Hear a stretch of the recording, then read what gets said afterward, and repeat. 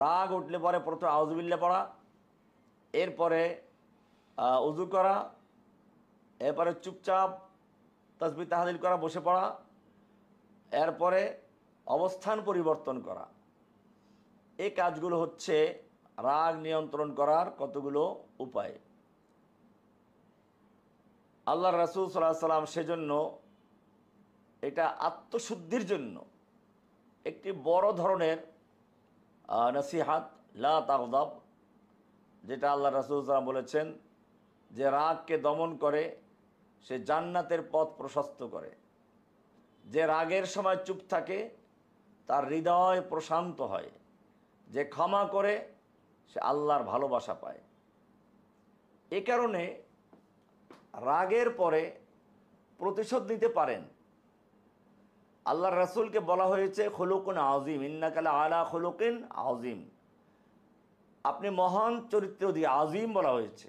খুলুক তিন রকম, খুলুকুন কারীম, খুলুকুন হাসান, খুলুকুন আযীম।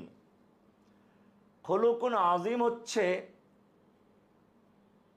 যে ব্যক্তি আপনার সঙ্গে অন্যায় করলো, আপনি তাকে ক্ষমা করে, শুধু ক্ষমাই করে দেন নাই, ক্ষমা করে দিয়ে তাকে আবার কিছু উপঢৌকন দিয়ে দেওয়া, হাদিয়া দিয়ে দেওয়া।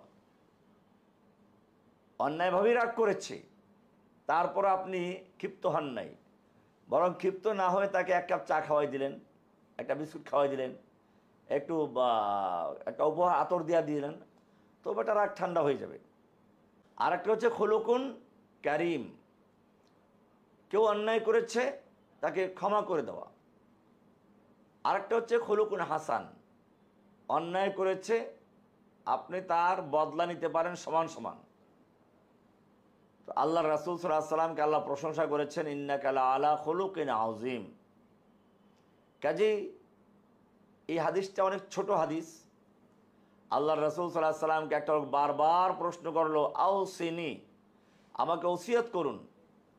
আল্লাহ রাসূল সাল্লাল্লাহু আলাইহি সাল্লাম তাকে বারবার একই উপদেশ দিলেন, লা তাগদাব, লা তাগদাব, রাগ করো না, রাগ করো না।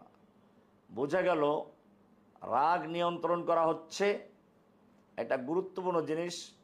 এটা ব্যক্তি সমাজকে প্রশান্তি দেয়, জীবনে সুখ শান্তি আনে, দাওয়াতের ক্ষেত্রেও প্রশান্তি আনে, আখেরাতের মুক্তির চাবিকাঠি, এবং দাম্পত্য জীবনেও এর গুরুত্ব অনেক।